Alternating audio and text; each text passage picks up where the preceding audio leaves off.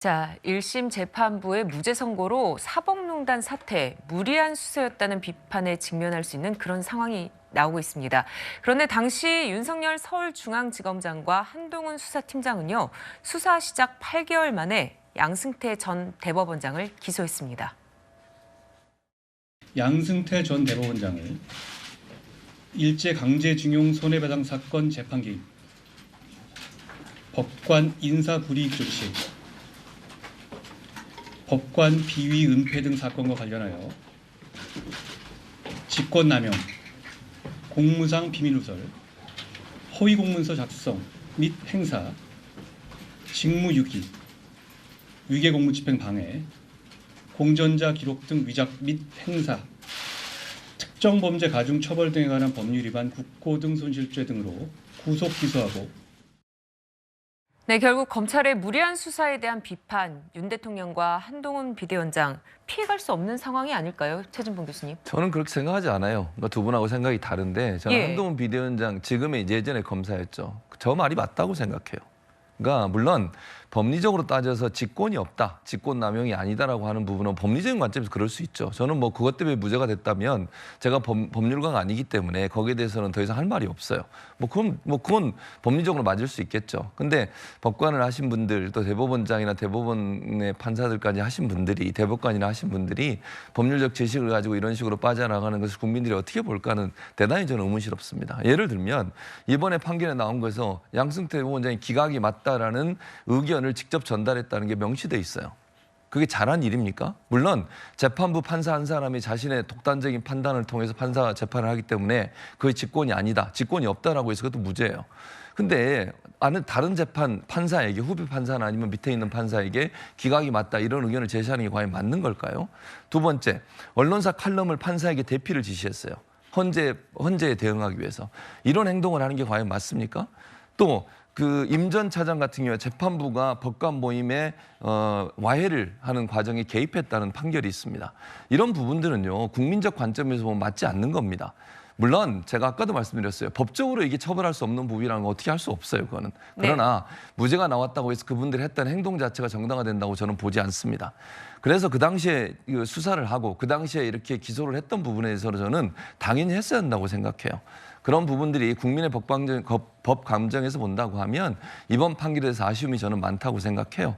법리적 부분들을 잘 따져서 뭐 판결을 했을 거라고 생각을 하지만 국민들이 볼 때 이번 판결을 보면서 법관들이나 정말 법을 잘 하시는 분들은 잘 빠져나가시는구나 이런 생각도 같이 했을 거라고 생각합니다.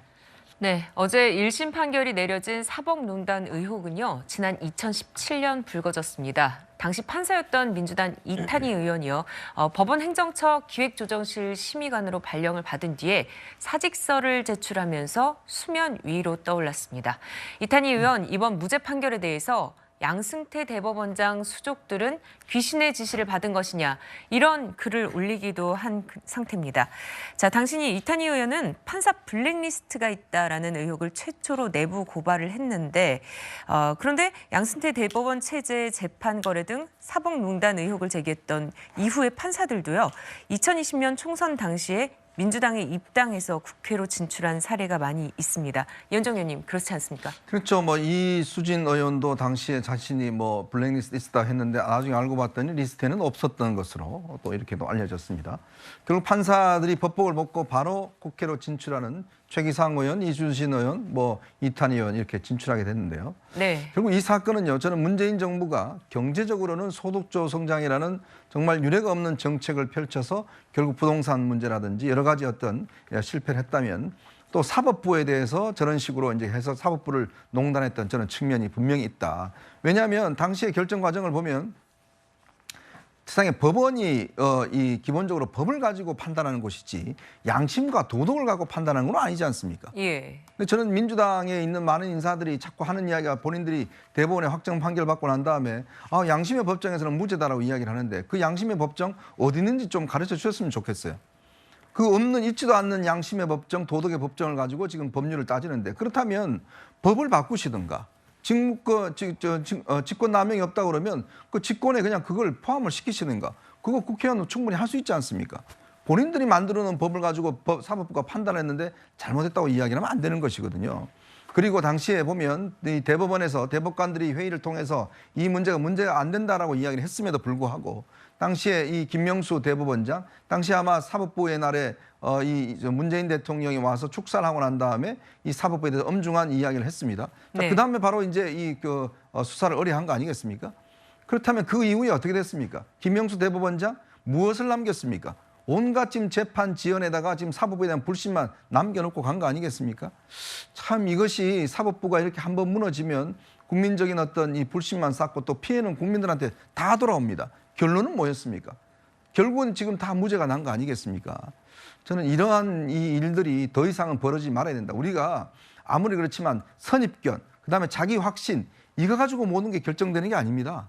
모든 것들은 법에 의해서 결정되는 것이지 그것을 넘어서는 한도거든요. 근데 결국 이렇게 또 국회의원 되셔서 또 이탄희 의원은 이번에 또 뭐 선거법 가지고 불출마한다고 그러긴 하는데 예. 결국은 참 이 씁쓸한 뒷맛만 강하게 남긴 것 같습니다. 네.